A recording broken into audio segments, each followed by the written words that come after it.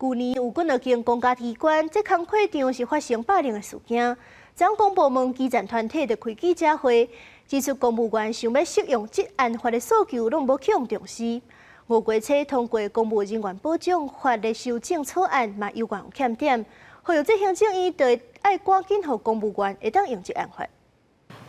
去年劳动部北分署公务员疑似受职场霸凌行底路案件，互公部门职场霸凌这案议题受到关注。考试院伫5月初通过《公务人员保障法》条文修正草案，公部门基层团体8月伫立法院边仔召开记者会，表示修正草案要是无和目前职业安全卫生法同款的劳检机制，无通确保公务人员的权益。非常多的职业灾害跟疾病的认定，是透过这个职业安全卫生法，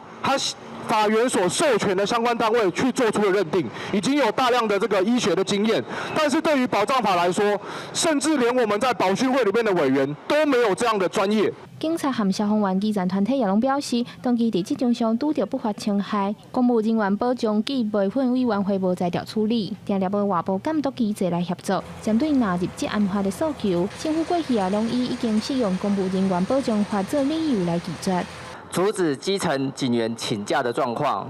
造成警员遭受职场权利上的侵害。而就算警员依照制度向上反映，常常也只能得到一个罐头式的回应，这是主管权限。保训会亲口告诉在场会议的所有人，包括我，保训会没有能力，也没有任何的专业能力去处理跟保障我们这种高风险公务人员的职业安全，在保障法里面，他们没有能力做这件事。公部门基层团体表示，霸凌防治和治安保护无应该区分是公务员也是一般劳工，呼吁3党立委赶紧透过提案支持公务员纳入这案法。也那保分会是表示，目前已经研拟相关监督检查、追究责任的机制。公务人员保障法部分条文修正草案也已经送立法院审议。记者刘家琪、林晓凯台北报道。